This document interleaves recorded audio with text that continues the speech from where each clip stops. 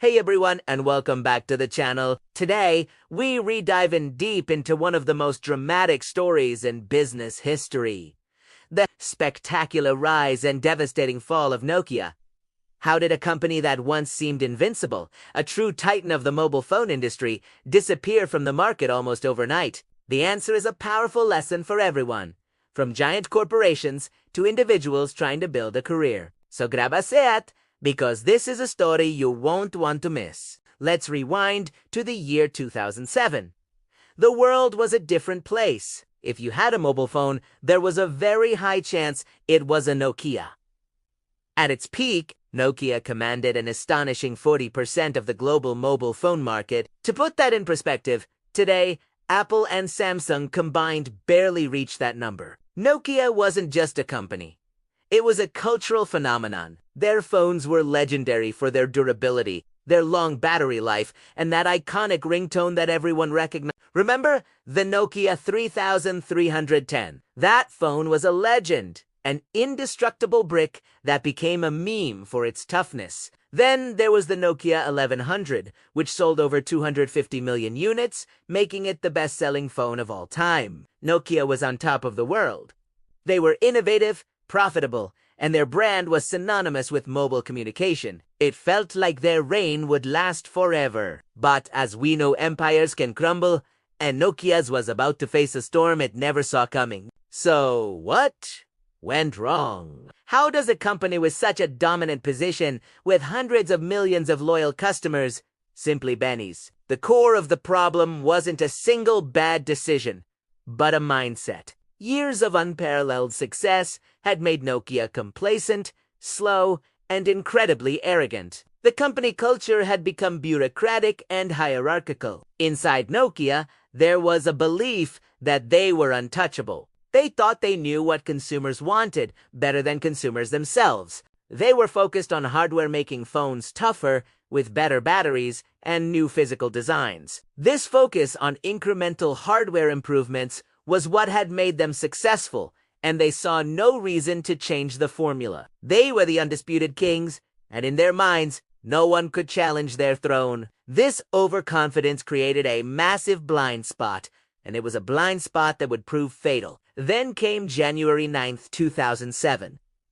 On a stage in San Francisco, Steve Jobs unveiled the very first iPhone. It was a device that would change the world forever. The iPhone wasn't just a phone. It was a powerful computer that fit in your pocket. It had a large touchscreen, a revolutionary user interface, and something called the App Store, which would create an entire new ecosystem. How did Nokia react to this game-changing device?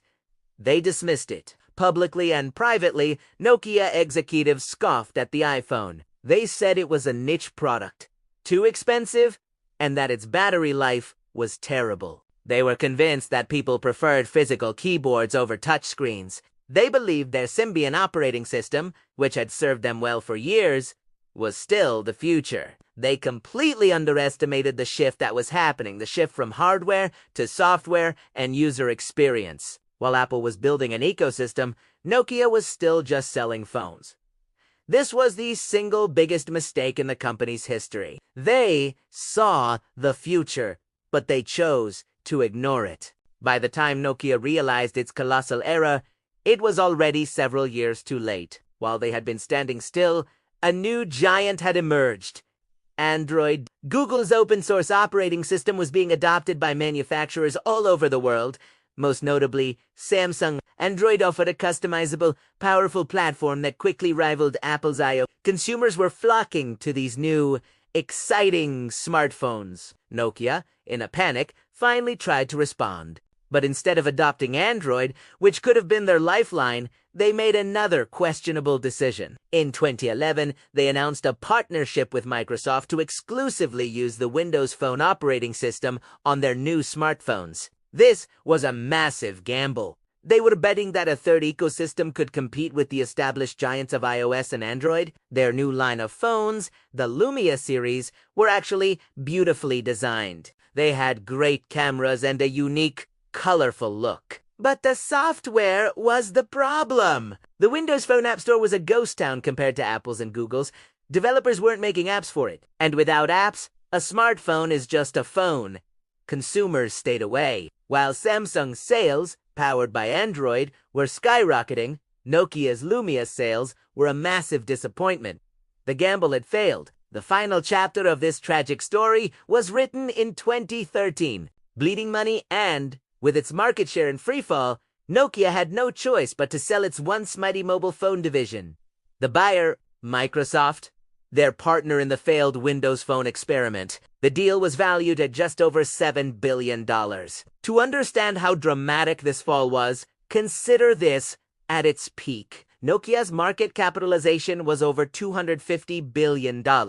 In just 6 years, the company went from a 40% global market share to virtually zero. It was one of the fastest and most complete corporate collapses in modern history. The name that was once on every street corner, in every home, simply faded away from the mobile phone market. Microsoft continued to produce Lumia phones for a couple of years, but eventually, they too gave up, and the Nokia phone brand was laid to rest. So, what's the ultimate lesson from Nokia's story? It's a simple but profound one.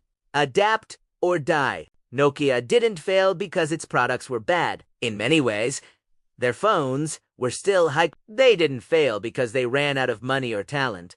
They had plenty of both. Nokia failed because it was too slow, too arrogant, and too afraid to change a winning formula. They became a prisoner of their own success. They were so focused on protecting what they had that they couldn't see the future that was being built right in front of them. The story serves as a stark warning to every successful company and every successful individual. The world is constantly changing, and technology evolves at an incredible pace. What works today might be obsolete tomorrow.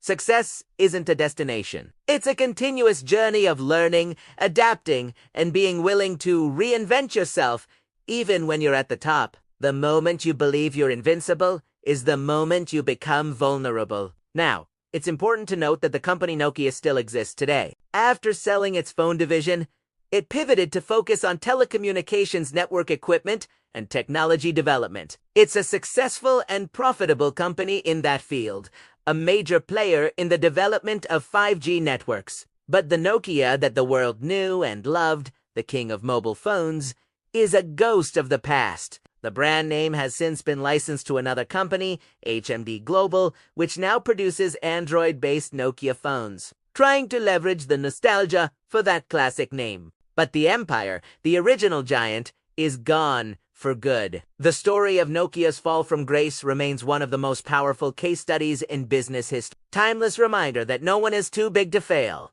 What do you think? Do you remember your first Nokia phone? What lessons do you take away from their story? Let me know down in the comments below. I'd love to read your thoughts. Thanks so much for watching. If you enjoyed this video and want to see more stories like this, don't forget to hit that like button and subscribe to the channel. We'll see you in the next one.